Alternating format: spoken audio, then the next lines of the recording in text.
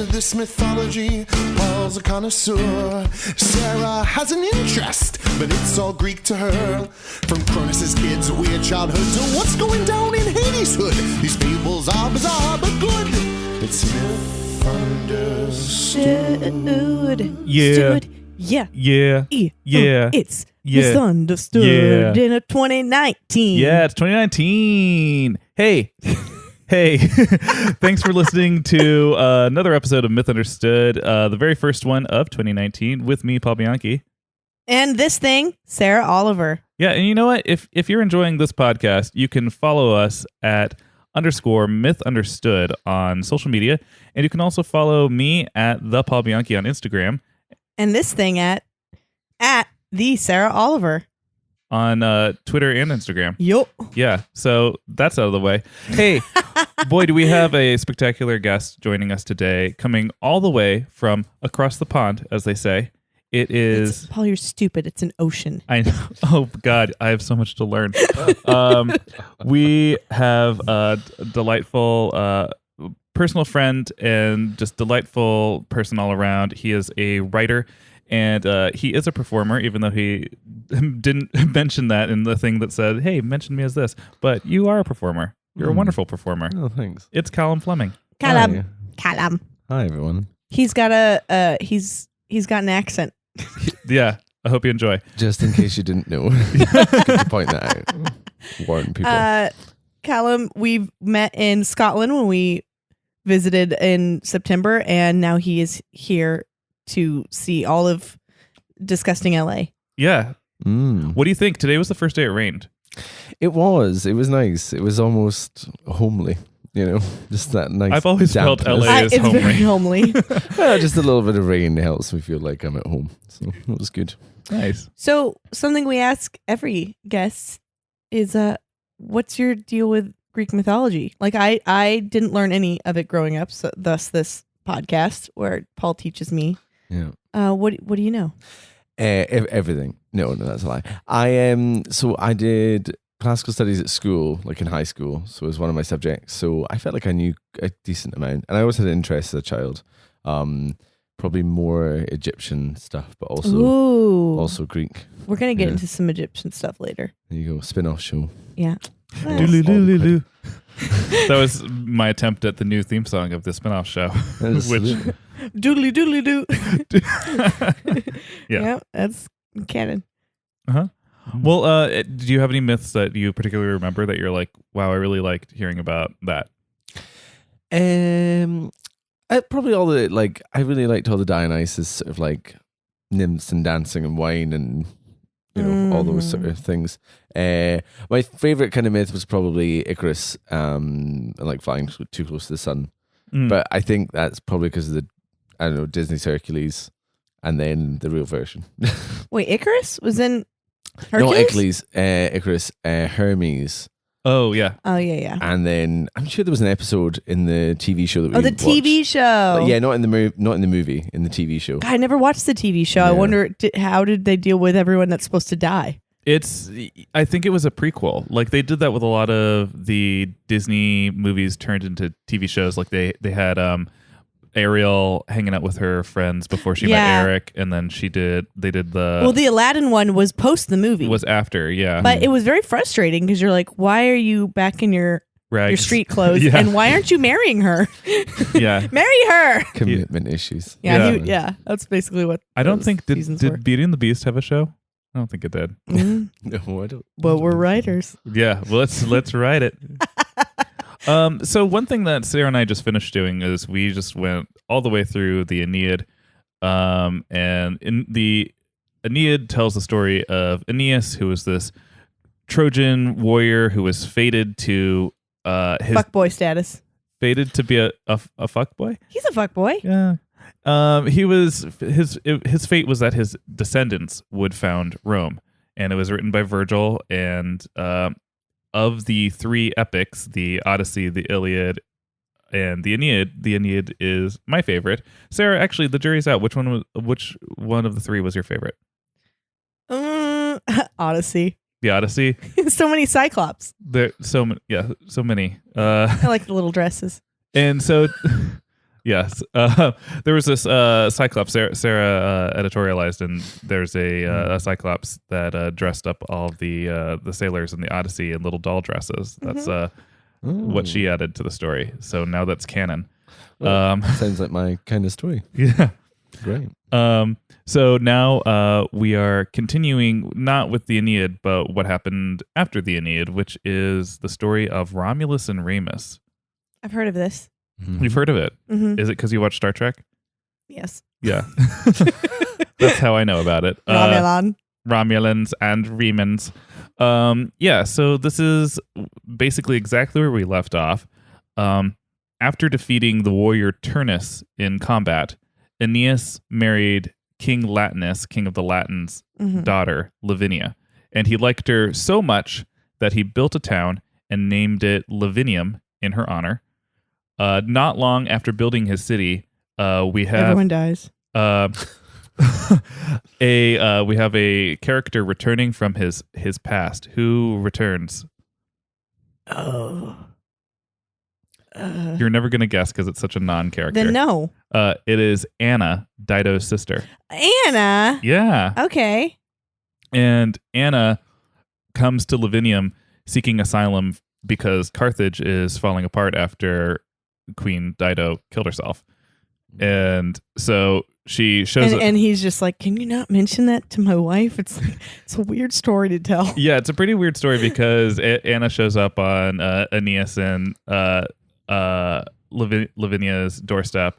And it's like, Aeneas, it's been so long. Oh, good to see you again. You look well.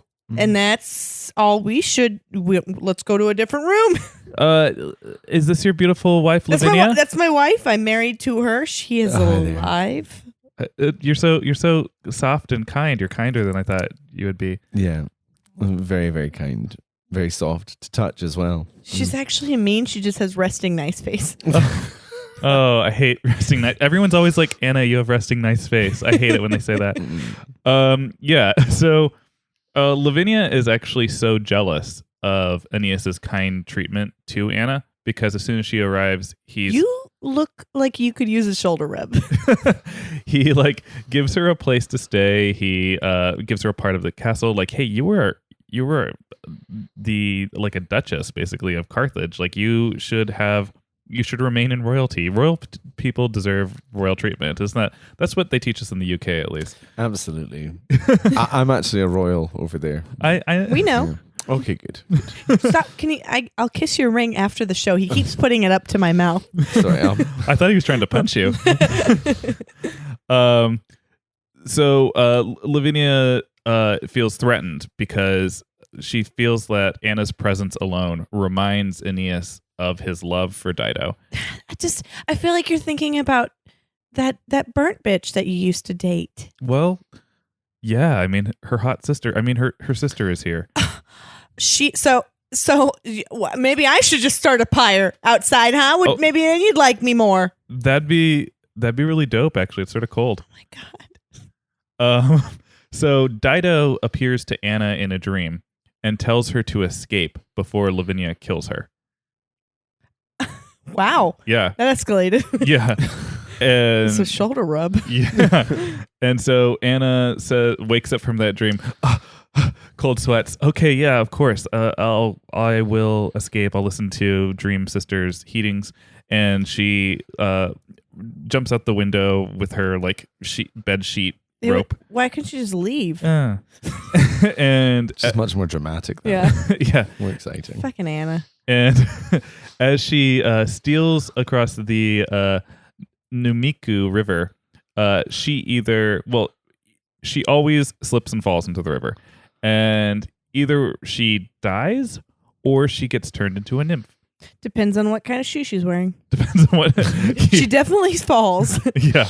But if she's in stilettos, neck broken. If she's in Crocs, she becomes a nymph. She's wearing Crocs. Yeah. Oh, I don't want a nymph wearing Crocs. Wait, I didn't know you could become a nymph. It's sort of like like drunk Athena was nearby, and she was like, "Oh, Boom! apologies, drunk Minerva." She yes, was like, Roman. see, drunk Athena turns people into birds. Drunk Minerva turns Anna into a nymph. You're gonna be a frog lady. You're gonna be a frog lady. I just imagine like, what was it? Super Mario Brothers 3, where there's the power up where Mario gets to wear the Toad costume and he leaps around. What? What? I need to play that.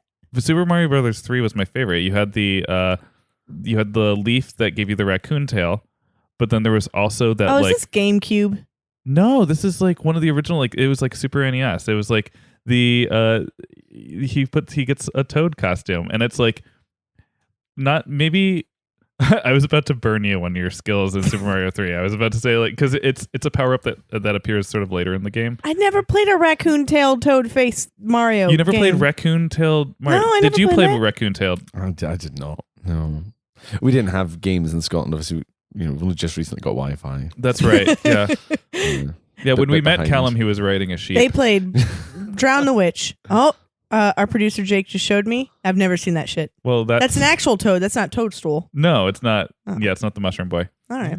Anyway, quite a little offshoot we went there. Anyway, that's what happened to Anna. According to the Greek teacher, She put on a toad suit. she put on a toad suit. Yeah, to be Anna. Great. her According according to Greek teacher Dionysius, after 4 years of ruling Lavinium, the Rutuli warriors, Turnus, the warrior that Aeneas defeated in the Aeneid, was a Rutuli warrior himself. They returned to enact vengeance for their leader Turnus's death.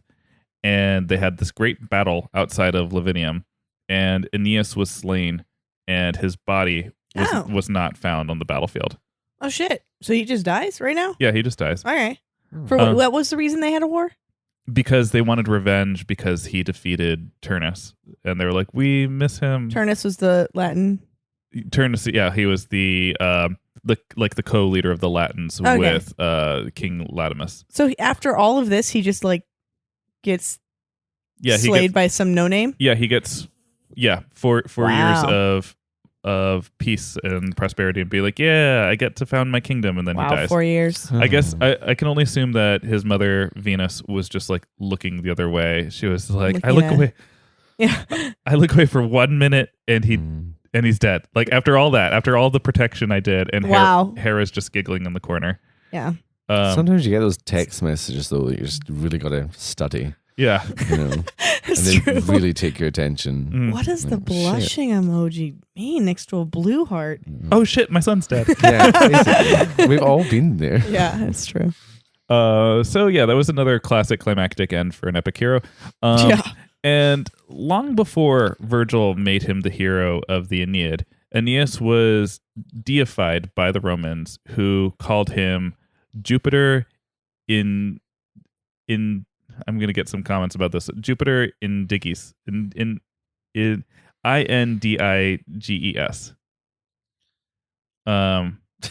You're looking at me. I'm like, I've got the accent. Yeah, do it. English existed longer in your country. What is it? Spell it again. Indiges. Indiges. Indiges. Indiges. Oh, God. Indiges. Indiges I'm the one that sounds- checks the Twitter. They're coming for me. And Yeah. Indiges sounds right. I'm going to go with that.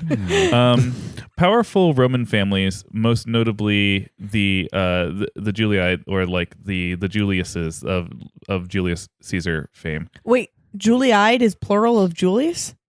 It's in some like it's written that way sometimes. Interesting. Yeah. All right. But they said that they were direct descendants from Aeneas. So that was like one of their ways of like holding their ruling class like power in Rome, was like, oh, well, we come directly from Aeneas. Where'd you come from? So that was them. Who's your dad? Mark? Yeah. Marcus Aurelius. Go away. So I'm gonna address something right now that, because this is still misunderstood. We're still talking about Greek mythology, but we're very much in Roman mythology land, especially when we're talking about Romulus and Remus. These are the founders of Rome. But there's sort of one thing. Don't worry, person listening to this. I am not done with Greek mythology. We have things that we need to go back and still talk about. But there's a second thing about Roman mythology, that it's like it borrows so much from Greek mythology, but in some ways that you might not even think about. Like the Romans have all of these deities, but not a whole bunch of stories that are unique to them. I have this great book that's called the New Larousse Encyclopedia of Mythology that describes the Romans in this way. Their mythology seems poor compared to the spiritual richness of other mythologies. The Romans were a practical people with little imagination, and they sought to use religion to correspond with their needs. They wanted to feel protected by their gods, but they experienced no mystic necessity to love, worship, or develop stories around them. It was more of like a paid service that they all subscribed to. An example of this is the phrase that's described on the entrance of the Roman Pantheon, which is in Latin, do ut des, or I give to thee so that thou givest to me. It's like, not because I want to. It's like, I'm just doing this for protection. So, Superstition. Yeah. So we're going to talk still like about Roman mythology, but it's like there's just not a whole lot of Roman mythology. Well, exciting. Yeah.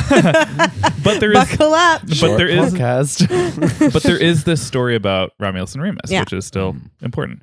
So they were the mythicized founders of Rome, and their line is from Aeneas' son Ascanius, who was Ask any of us. He's a great guy.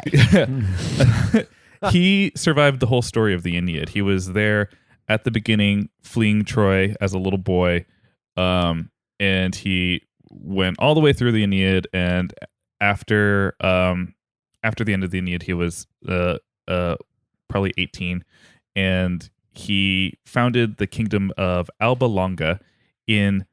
We're actually getting real dates here in 1151 BC. Good year. So I have a wine from that year. I would advise not to drink it. Tonight's the night. In 1817 BC, his descendant Procus was ruler. Procus's son was Numitor. He was a robot. And Numitor's daughter was Rhea Silvia. So there's a little, it's like almost like the beginning of the Bible. He begot her and she begot him, but that's the descendant line. And Numitor's reign was usurped by Numitor's younger brother, Amulius. Amulius inherited the control of Alba Longa's treasury, and with that money, he was able to dethrone Numitor and become king. Amulius was wishing to avoid any conflict of power, so he killed Numitor's male heirs and then forced his daughter, Rhea Silvia, to become a Vestal virgin. That's great. Is that conflict-free life? Let me murder all these boys and then force you to never have sex. The Vestal virgins were priestesses of Vesta, who was the Roman equivalent to Hestia. Okay. Just Hearthen? Just Hearthen. They were patron goddess of the hearth. They were charged with keeping a sacred fire that was never to be extinguished. You can't have sex if you're tending to a fire. There's no time. Exactly. That's And why take This is a 24-hour job, baby. What's interesting is that we're used to in Greek mythology Hestia not really doing that much. And Someone yelled at us about that. I know. Yeah. Well, and part of me wonders if they were thinking about her Roman counterpart, because Vesta is incredibly important to the Romans. And similarly, Ares, who was the butt of the joke so often in Greek mythology, like he would lose and be made fun of and he'd be captured in a jar by a giant, and he was like, I'm supposed to be this mighty war god, and it's just like he'd be put in a net while he's having sex with Aphrodite. You remember all these fun stories about him. Yeah. Mars is an incredibly powerful and important, if not in the eyes of some, the most powerful god to the Romans. So it's funny that these two get elevated. Well, they were very warlike creatures for a long time. Yeah. These Romans. So I wrote in my notes, so all you Hestia and Ares stands, buckle up for Roman mythos. I don't know. I was having a mood. Yeah. Feeling it. I was. I had rosé in one hand when I wrote that. much debate and variation as to whom was the father of Romulus and Remus. Some myths claim that Mars appeared and laid with Rhea Silvia, who was, middle of tending a hearth, just being a virgin. She's the virgin daughter. Yeah. Okay. Other myths attest that the demigod hero Hercules was her partner. Oh. Probably while Hebe was busy. And Hebe, Hercules' Olympian wife. Oh, they did get married. Yeah. That's right. I was like, what? After he did the 12 I'm sorry's for killing my last wife. Yeah. And then the author Livy claims that Rhea Silvia was in fact raped by an unknown man, but blamed her pregnancy on divine conception, which is likely the truest. Right. But I like to go with Mars because of this is such a mythicized story just in general, and Mars being the father fits into the story, and it makes a lot of sense because Mars has such an investment, like a lasting investment in Rome's supremacy, that like as the father of its founders, that makes a lot of sense. All right. Let's this is choose your own adventure. Let's do it. Yeah. Choose your own daddy. Option A. I mean, yeah, they didn't have Maury back then, so they couldn't do the Exactly. paternity test. In any case, Rhea Silvia was discovered to be pregnant and gave birth to her sons. It was custom... Sons. Yeah, she gave birth to both Romulus and Remus. Oh, okay. The twinsies. Yeah, twinzos. And it was custom that any Vestal virgin betraying her vows of celibacy was condemned to death. Great. Yes. The most common death sentence was... What's your guess, Calum? Oh, I want to say stoning. Stoning. Sarah, what's your guess? One. What would I do to a virgin who betrayed It's a her different question. her vows? Ooh, I'd really get her. I'm gonna say catapulted off a cliff, Looney Tunes style, because these are all Looney Tunes stories to me. Would buried alive surprise you? Ouch! Oh, Yikes! I'd rather be launched off the cliff. yeah, give me the stoning any day. Okay, Yeah. I'll make sure to do that after the podcast is over. So King Amulius, though, was fearing the wrath of the paternal god Mars, who he thought it was too. So Mars is a good choice to go with here. Right. He didn't want to directly stain his hands with the mother's and the children's blood. Not because he was like a good person. It's like, oh, I don't want to kill my niece. He's like, no, I don't want the wrath of a god. That's what he's going with I don't here. want the repercussions. So King Amulius goes up to his niece. He's like, Rhea Silvia. Hi. Wow. Oh. You really bounced back after that pregnancy. Well, it would. Thank God for the hearth. I I don't know what I would have done without it. This is my guard, Samuel. Hi, Samuel. Hi. I just want to say, Uncle, thanks for being so cool about this whole broke my vows. Oh, yeah, of having course. twins. Samuel, Yeah. take her away, imprison her. Huh? Okay. Wait, Yeah. what? You're This gonna way. go to jail. I don't think you understand. The hearth needs to be watched. Yeah, and you know how there's so many virgins in this town. This is Margaret. She's gonna take your place. Margaret, she doesn't have the stuff. She's got a great resume. So he imprisons Rhea Silvia, and then he orders the twins' death by means of either being buried alive, Okay, another choose your adventure. exposure. Oh, I like exposure. That's just where you just leave them out. They have to just leave them out to die. It's a changeling thing, right? A what? Isn't that what the Scots did to babies? The changeling, they just left him out. What? That's what happened to me. Look where I turned up. I thought It's a that rough is that morning. Scottish or is that Irish mythos? I think it's Scottish because I saw it on Outlander, and that is That's a great Scottish history. documentary. Or being thrown into the Tiber River. He reasoned that if the twins were to die not by the sword but by the elements, that he and his city would be saved from the punishment of the gods. He's like, I didn't kill them. I just neglected them. Okay, sound. Yeah, just pretend you trip into that river. So he summons Samuel again. Samuel, Yes.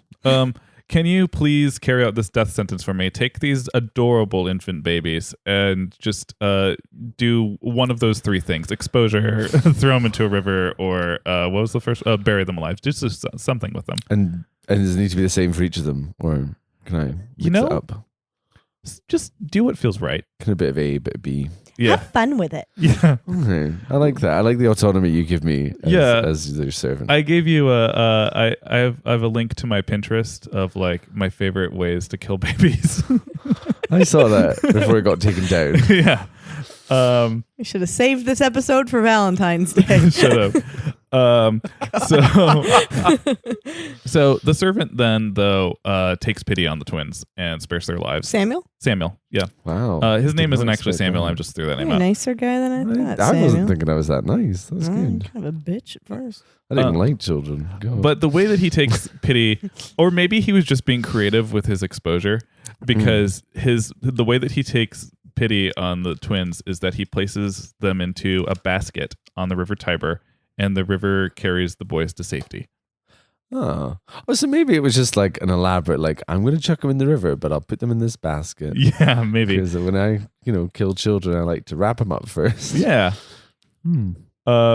So the river god Tibernus ensured their safety by calming the river, and he caused their basket to catch the roots of a nearby fig tree. The tree was located at the base of the Palatine Hill in near the swamp, and the twins are sitting there, and they're discovered by what, Sarah? Nymph. Oh, goat. Not a goat or a nymph. Calum? Hippogriff. A wolf. So close. A she-wolf Oh. named Lupa, who of course naturally sees them and wants to suckle them with her wolf milk.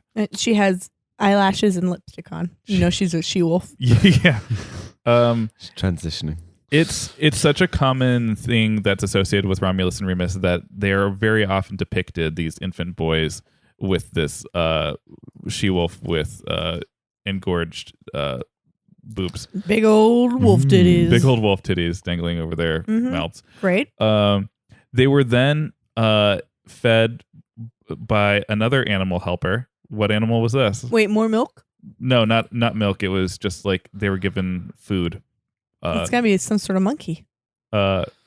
It's got to be. Well, who's giving them Got to be some sort of monkey. who's cooking? It's a woodpecker. Yeah, a woodpecker feeds them. They're not helping. They're not helpful I at was all. going to say like a rabbit or something. Yeah, that's stupid. Cute hair. Change it. Eventually, they were discovered by a shepherd and his wife, Faustulus and Akka. Oh, and you think you can do better than the she-wolf? Oh, look at them titties. The 2 boys grew up to be shepherds, just like their adoptive father. And one day, while they were herding their sheep, they were met by the shepherds of King Amulius. And these shepherds saw them, and they were like, "Hey, look at you guys, twin boys wearing matching shepherding clothes. Yeah, my mom does this. They're comfy. You guys look stupid." And they started a fight with them. Hank, kick rocks. So Romulus started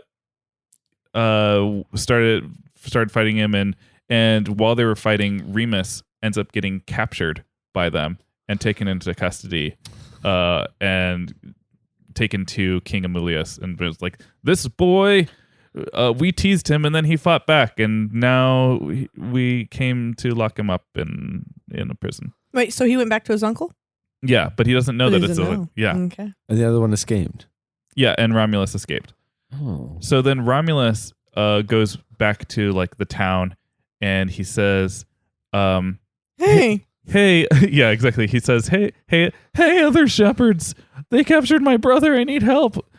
Grab your staves with the crook in them. Let's all fight the king." Oh, the fight the king? Yeah.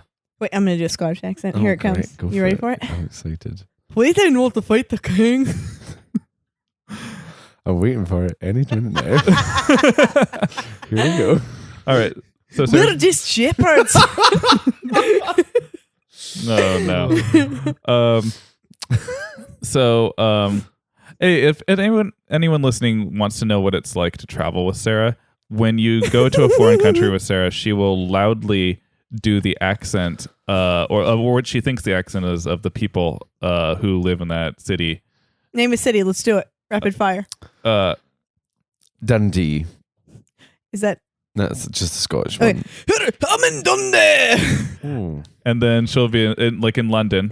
Oh, here in London town. Or Dublin. Girl. Just like- Let's give the Guinness. And so Come here, Guinness. you'll want to be enjoying the sights and having a nice time, but then all of a sudden you'll won't let you. but then you'll be worried that all the other locals will be angry at you for mocking their accent. I mean, you haven't offended the Welsh yet. How about Wales? Welsh. Okay. Well, it's because you just tick them all off. So it's fair. There's nowhere safe for me. So this band of shepherds all stormed King Amulus's castle because I assume that Remus was just such a lovable guy that they all wanted to save him. Give us back our favorite little scamp. Hey, yeah. And when Romulus freed his brother, he ended up taking his staff, just breaking it in half over his knee and stabbing the king right Whoa. through the chest. Oh my God. And killed his what was that? Not his uncle, his great uncle. Oh.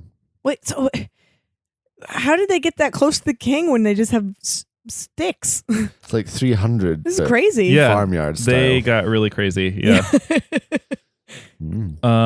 After Amulus's death, the brothers rejected the citizens' offer. The citizens were like, "Wow, you killed the king. Do you want to be king?" And they're like, "No, I'm just 15." Yeah. They were play Xbox. I don't want to ever see my acne.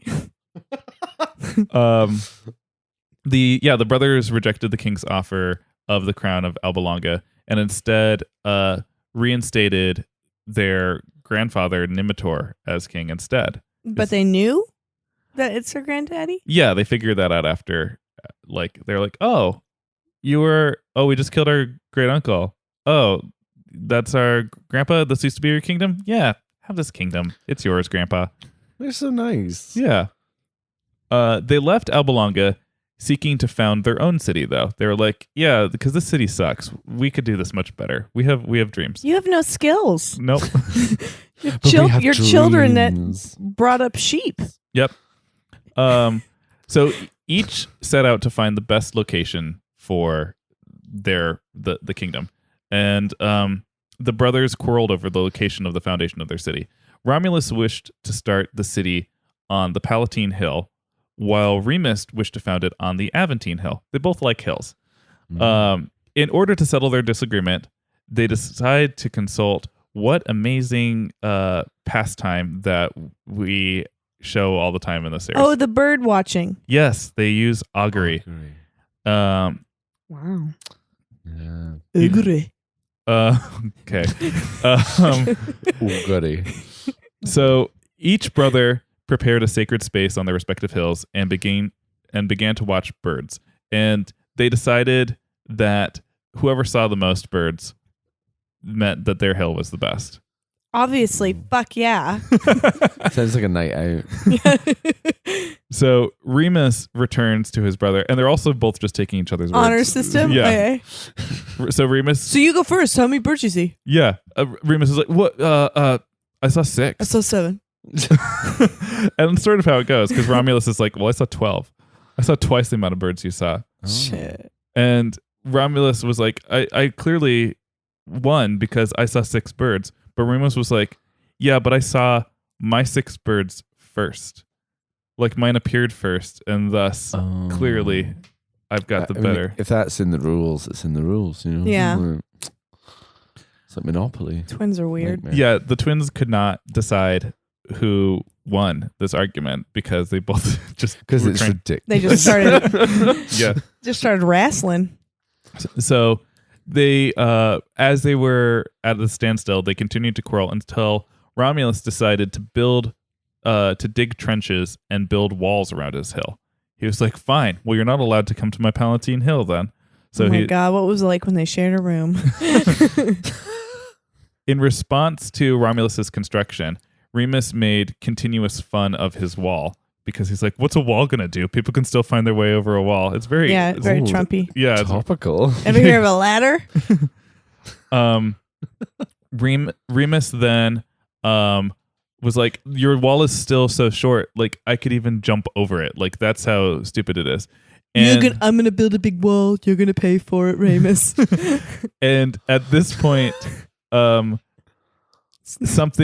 of two things happened.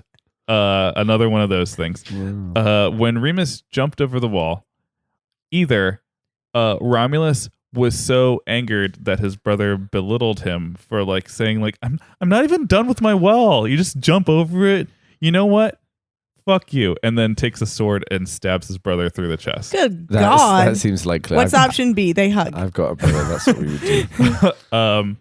Option B, Remus jumps over Romulus's wall, and as a sign from the gods that Romulus was correct, as soon as Remus stepped on the ground on the other side of the wall, landed, haha, your wall's so Remus just fell over and died from jumping over the wall. I think his little shit brother stabbed him. Because he's also the stabby brother, right?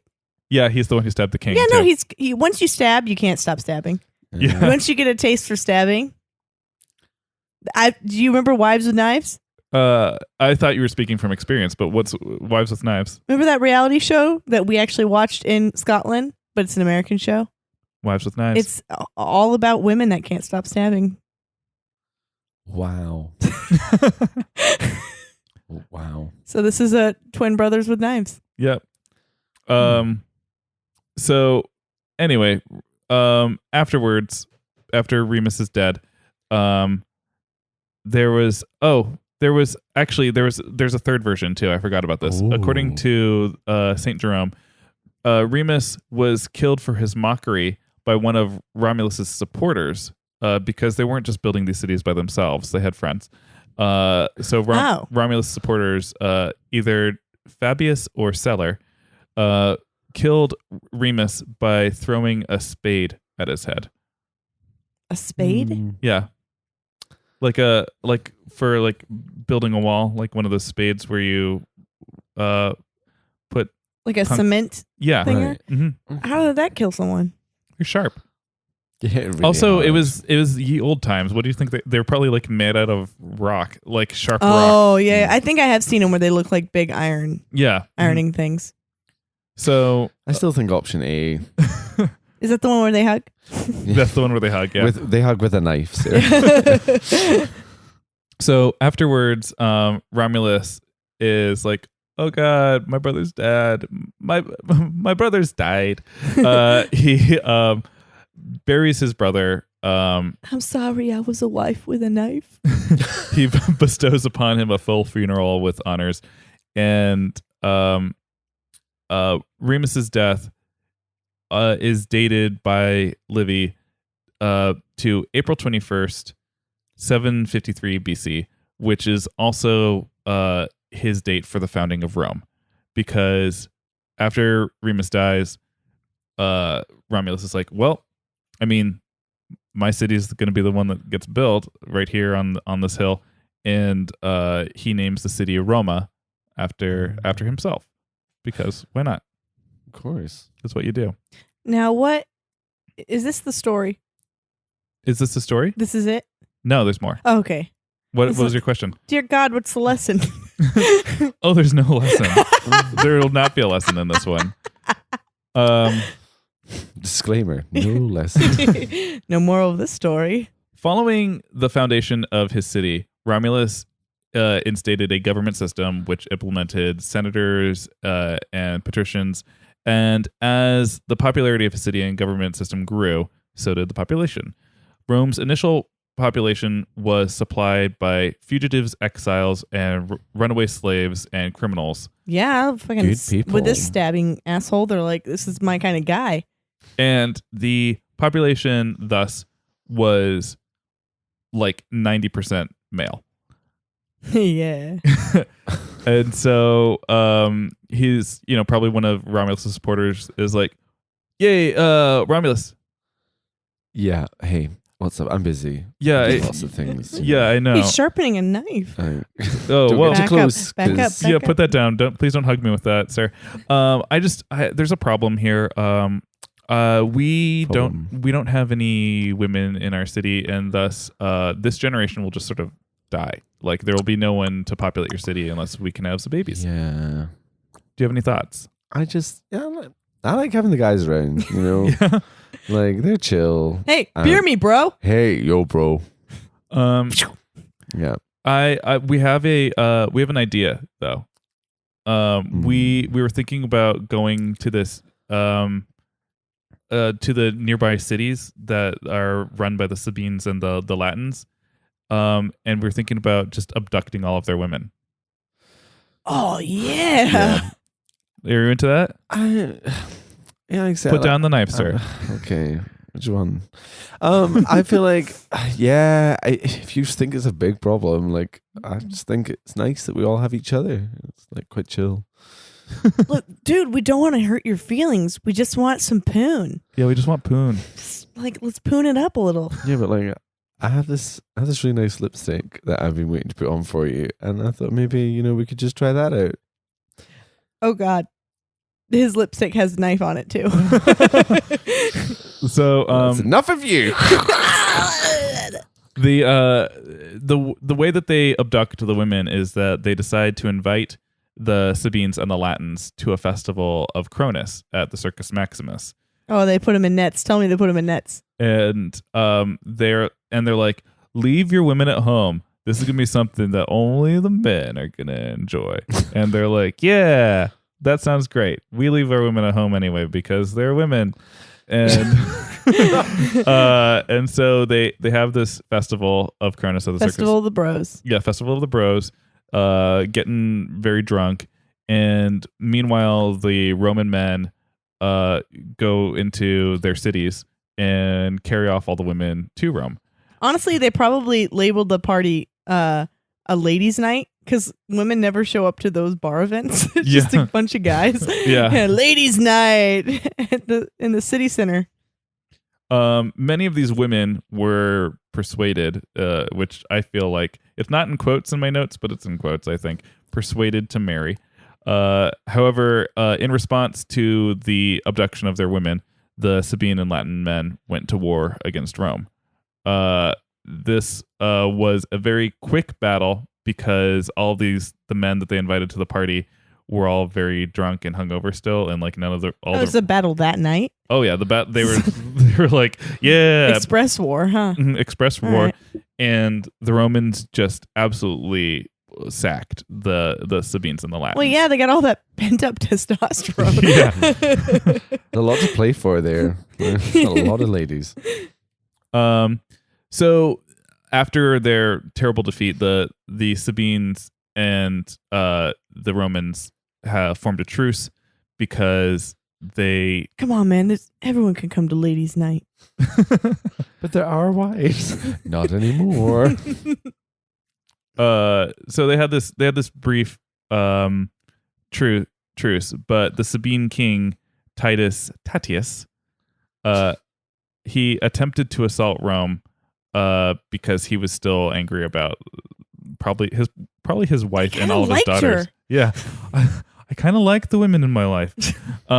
They attempted to assault Rome by marching on the capital citadel.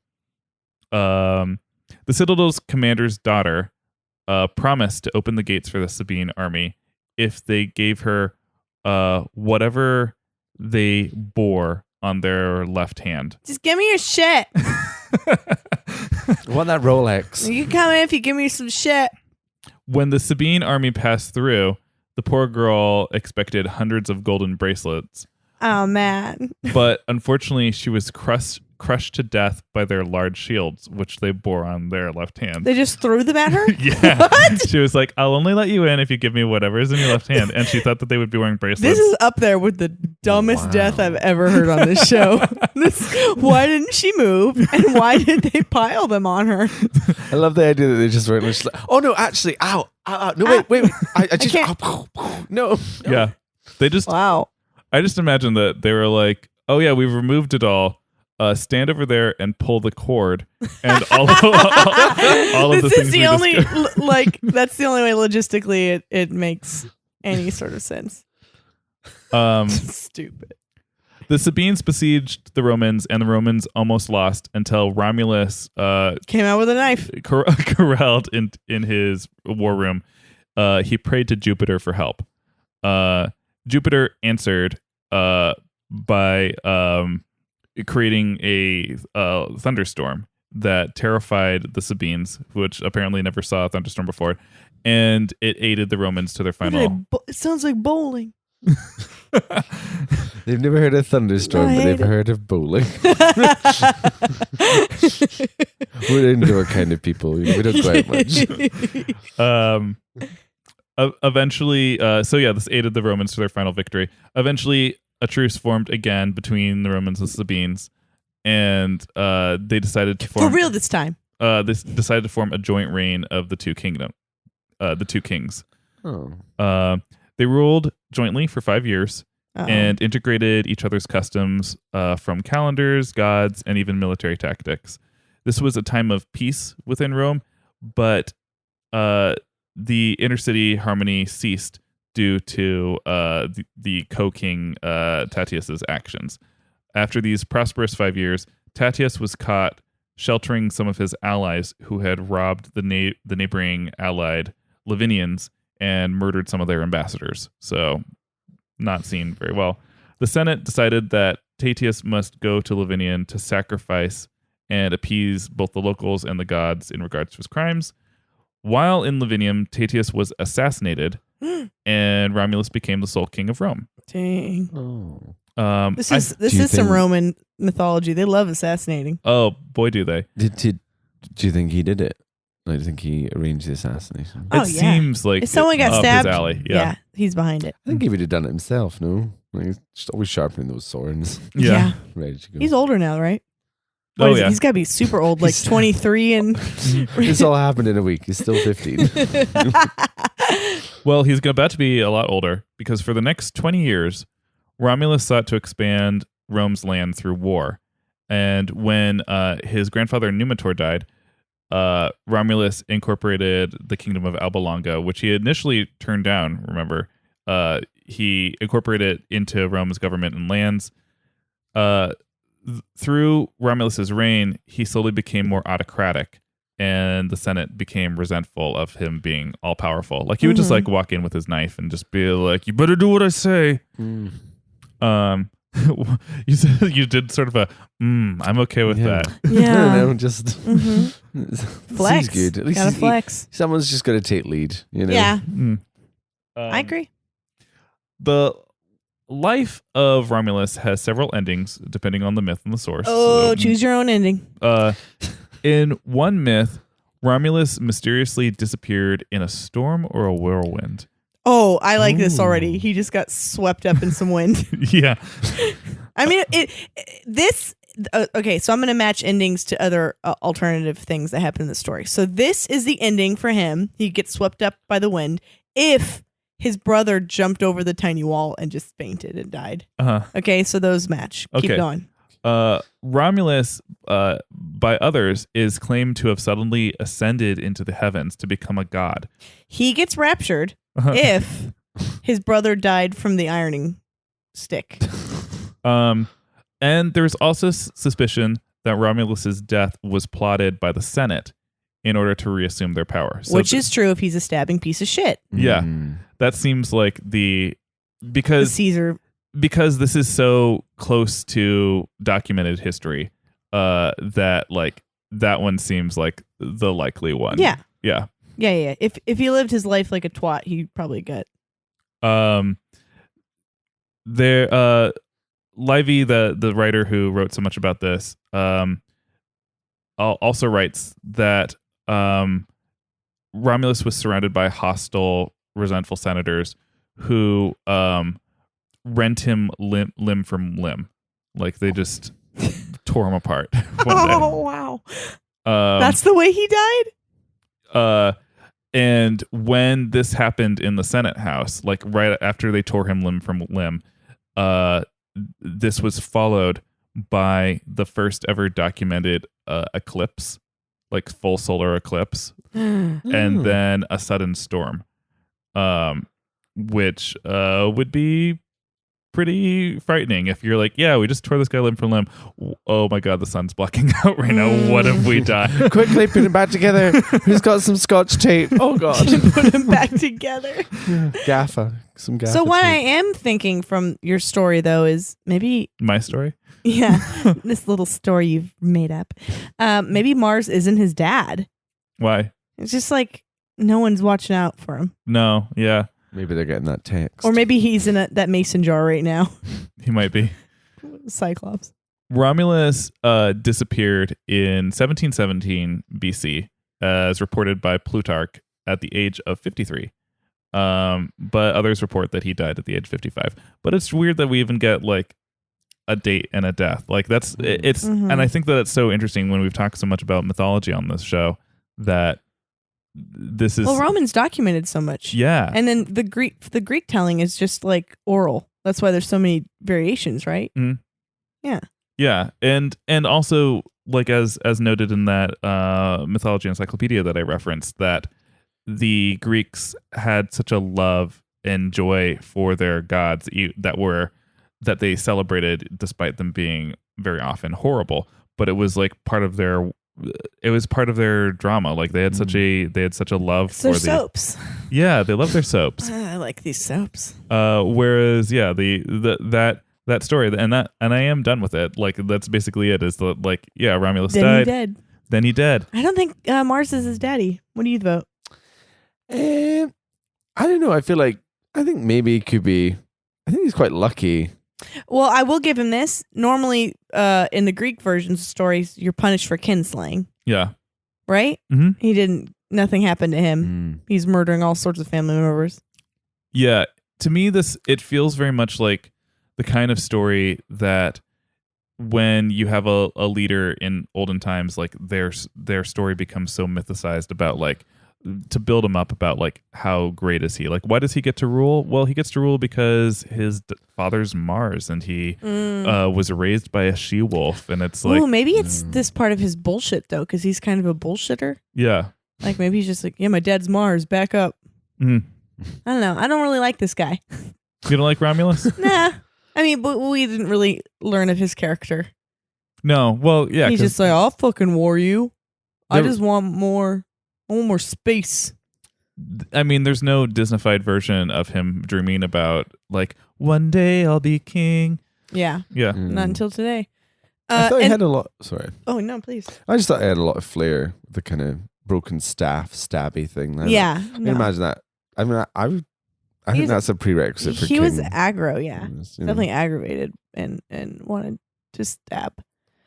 One of the things that sometimes people get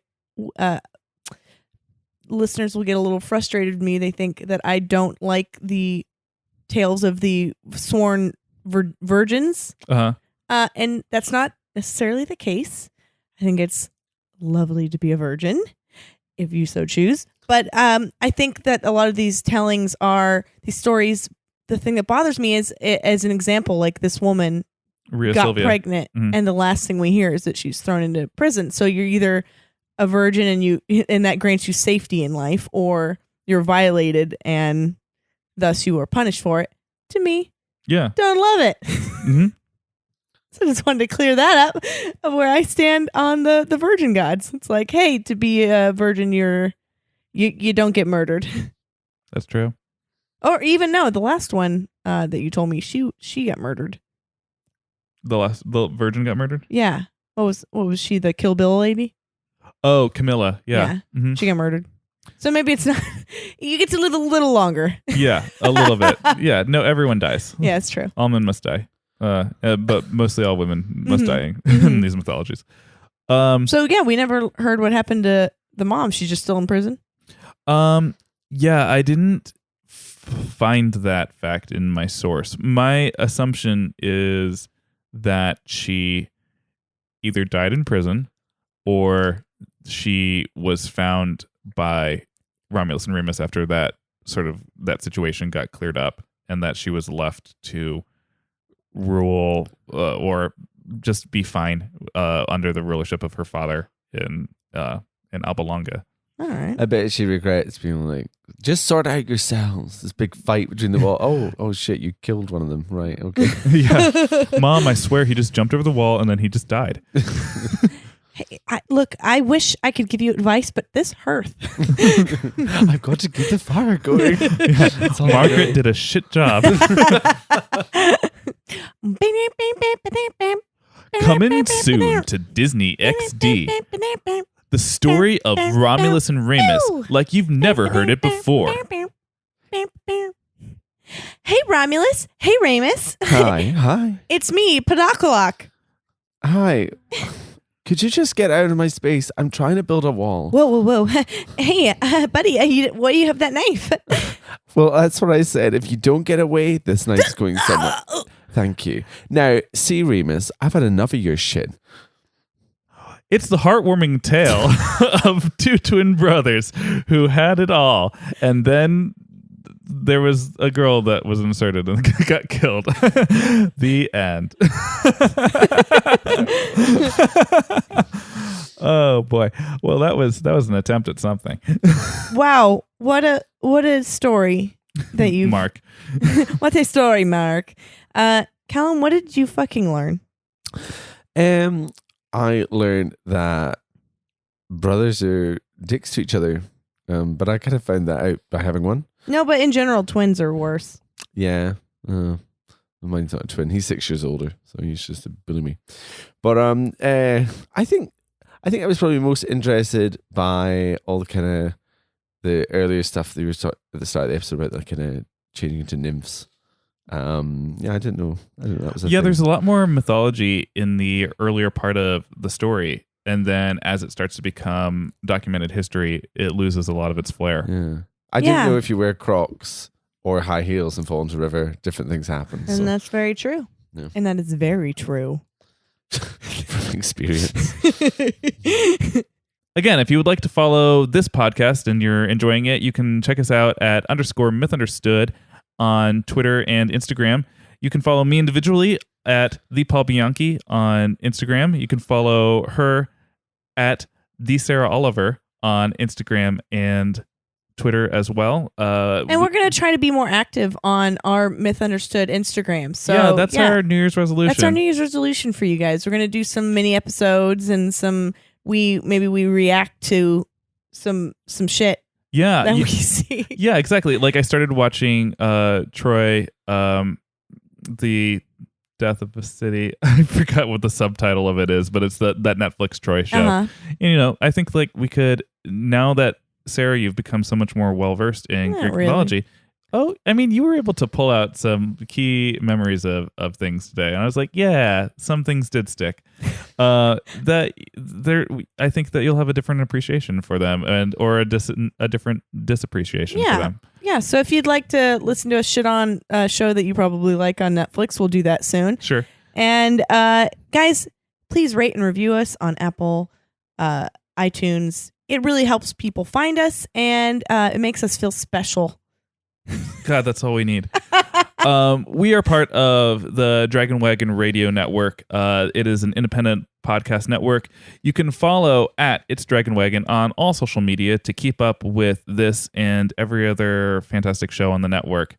We have lots of merch, like t-shirts that Paul has freaking drawn, and you can get all of those on dragonwagonshop.com. It is the absolute best way to support the show if you like us. Calum, thank you so much for being on this show. Thanks for having me. It's been great. And thanks for making my Scottish accent even better. Oh, no. I will not take credit for that. I have absorbed and perfected it. Oh, God. Goodbye. Bye-bye. Night-night. If you are enjoying this podcast and other podcasts on the Dragon Wagon Radio Network, be sure to check out the Dragon Wagon Shop. Awesome t-shirts and mugs from your favorite shows so you can tout your podcast pride, all while supporting your favorite indie podcast network. And make sure to check it often for new items and limited time designs. So shop now at dragonwagonshop.com and get your dragon swag on.